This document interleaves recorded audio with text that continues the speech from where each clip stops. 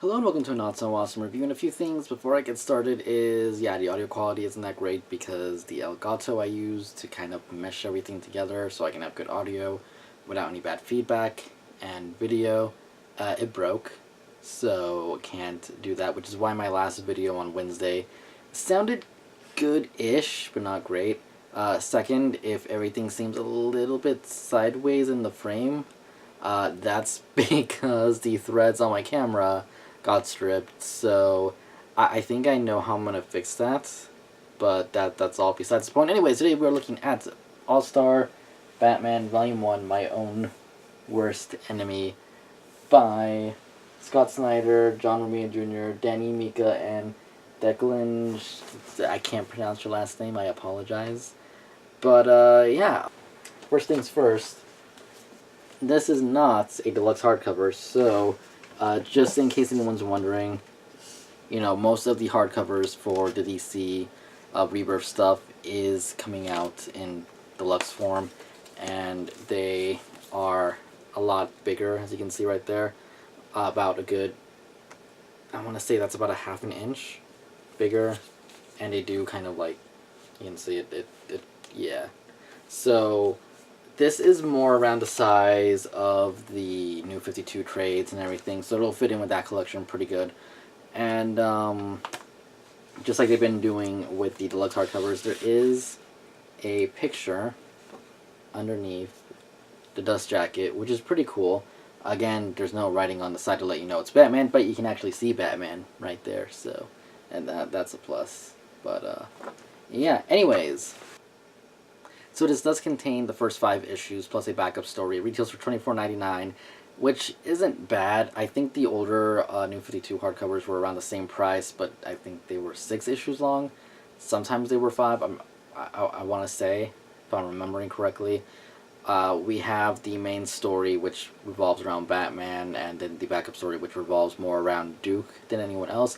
And Duke, if you don't know, is a character introduced in the last Batman run. He had a bigger role, I think, in one of the Robin events. I haven't really read it, but it looks interesting. I like the guy, I like the character, he seems cool. He's not a Robin, but he is kind of Batman's new sidekick. So I do like they have him a pretty good amount here, because the Rebirth Batman issue, which I talked about I think last week, it shows him in the Rebirth issue. It's a prominent role in there, and then you read the rest of that Batman series, and he's not really in it that much. I mean, he's there, he's in the cave, but that's pretty much where he stays. So I'm glad that they're giving him a bigger role here. I do like the character. Anyways, moving on to the story. It's not horrible, but I don't know, it's really hard to say anything bad, because, I really do like Scott Snyder's writing. I think he did a great job with the New 52 run. I think he did a good job with the whole Black Mirror, kind of. If you've read the Batman Black Mirror trade, it has basically all of his issues that are all the pre-New 52 things that had Dick Grayson as Batman, and all that stuff was actually really good. This is... Nah, I don't know what to say. I mean, okay, let's start with the main story. It is Batman taking Two-Face somewhere, we don't know where, to have him cured. That's the whole point of this.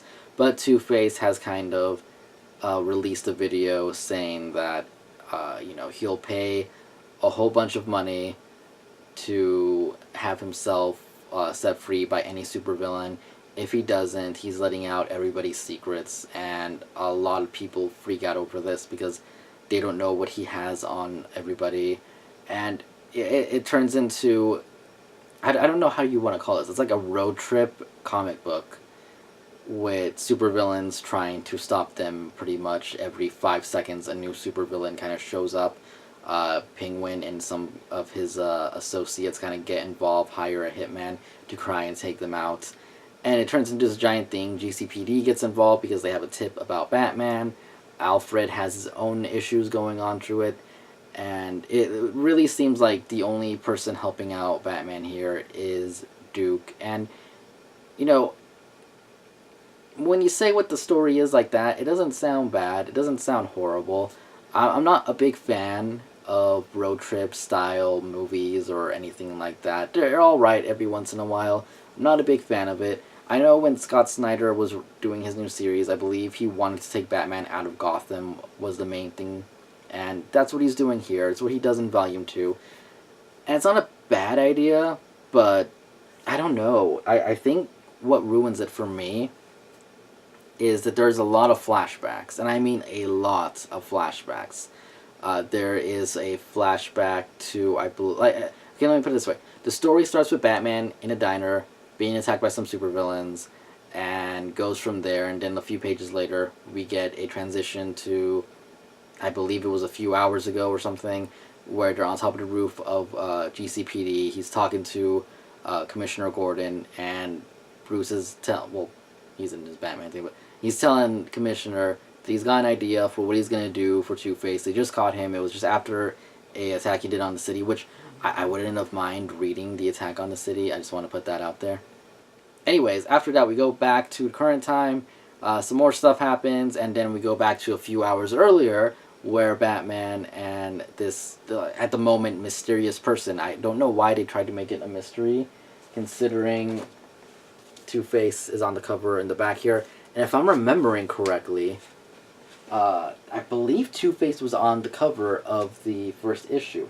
I'm not 100% sure on that, but I'm pretty sure he was. So yeah, this is the main cover, but if you got the variant, it does have Two-Face's face on it. And on the paperback, the image on the back here with Two-Face on it is on there. So, I don't know. I feel like it's kind of weird that they're trying to hide who it is until the end. Maybe they're just trying to hide his face. I'm not really sure on that. Because we know what Two-Face looks like, even though he's drawn in a little bit weird for me here. I don't know. I'm not saying he looks bad. I'm just saying he's drawn differently, and I wasn't really used to him looking like that. But either way, it's Two-Face, and stuff happens, and the issue ends. This is where continuity just like said goodbye to this book. It ends with Batman and Two-Face on a truck. Supervillain gets on the back of the truck. We see him.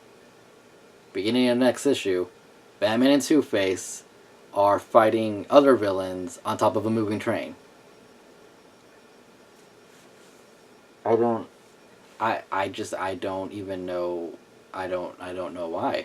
I don't know why it made that cut. I mean, there's no flashback to explain what happened in the truck. They just magically appear on top of the train doing some other stuff. It's a good battle, don't get me wrong, but I don't understand why you would just cut from there to there. And it kind of does this throughout it. It doesn't do it that bad after that, but it does still go back and forward, especially when it comes to the GCPD. We get a flash forward to around the last issue, and then we get more of a flashback to them in the current time of almost kind of figuring out what's going on. And I don't know why we needed that teaser. It was a good teaser, don't get me wrong, but I don't know, I feel like when you're doing a lot of this back and forward between this is what's happening now, this is what will happen, this is what happened before, and you mix it all up into one issue, it's not that it gets confusing, but it gets, I don't even know what the right word is. It's just like, it's too much. It's not enjoyable. It's like the continuity of it all is jungled up. Now don't get me wrong, some forms of media excel at doing this a lot better than others. Take Arrow, for example. They do a pretty good job of going back and forth between the past and the present, and usually all the scenes in the past have something to do with what's going on in that episode. You can do that in a movie, and it does work out sometimes it doesn't. But in media like comic books, I don't think it works that well, and it's not just All-Star Batman I'm talking about here. The Marvel Now Avengers had the same thing where the issue would start with a kind of then thing and then a now thing, and it kept going back and forward like that, and it just got really kind of annoying, to be honest. I didn't like it at all. So although the story isn't bad, and I did like it, don't get me wrong, I like the story, it's good, all of the back bits do kind of enhance it and add to it. The only complaint on that would be the flash forward. I know it's there to kind of provide kind of like anticipation. I can't even say the word anticipation to what's to come. Your story shouldn't need that.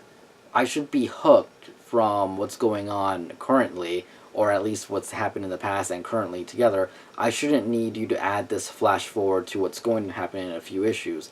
Yeah, it's interesting, it's cool, it's a nice teaser, but it shouldn't be the main reason why I'm deciding I want to finish this thing to see what's going on here with Gordon.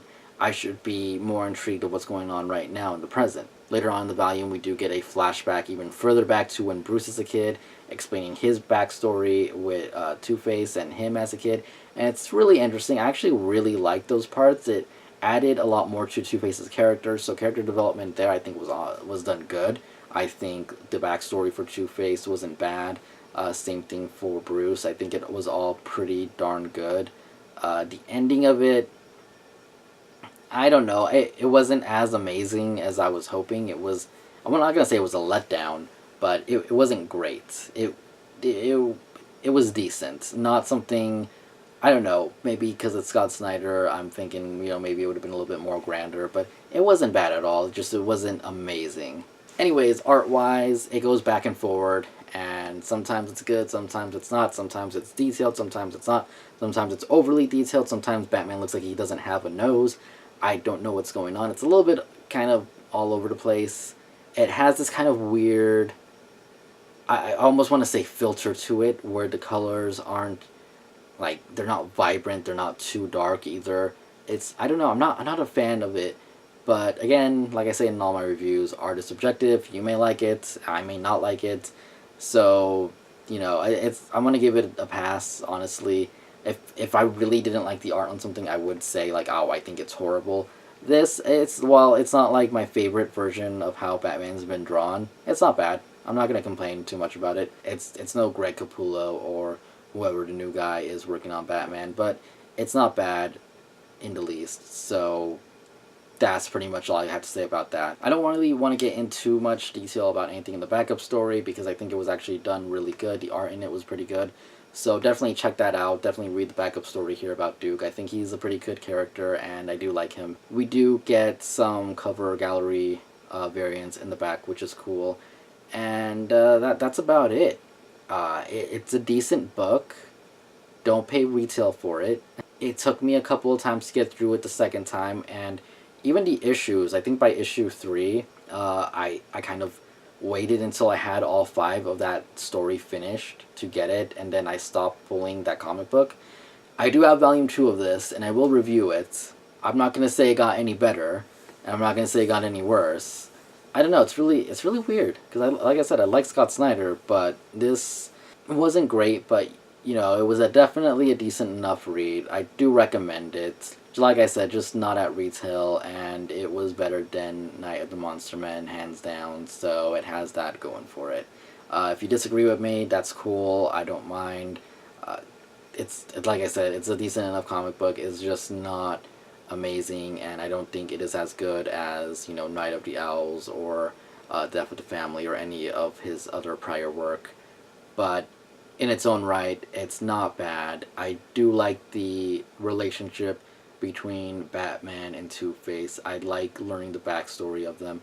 I like everything that he pretty much did involving them, kind of the way they communicate with each other, the way they know each other, and the relationship, and Two-Face wanting help but not wanting help. I think it was done really well. Story-wise, it was not bad. It's, I think, mostly just the fact that we had a lot of back and forward that I did not enjoy in it. So other than that, yeah, I recommend it. I would give it probably a 3 to 3.5 out of 5. Not the worst Batman story I've read by far. And, yeah, I'm not going to really get into spoilers with this one. Like I said, I do recommend it. Just maybe get it on Amazon or something. You'll get it at a discount automatically or in stock trades. Anyways, that's my review for All-Star Batman. Hope you guys enjoyed it. If you did, come back for more, maybe. Be trying to do more comic book reviews on Fridays, other types of videos throughout the week.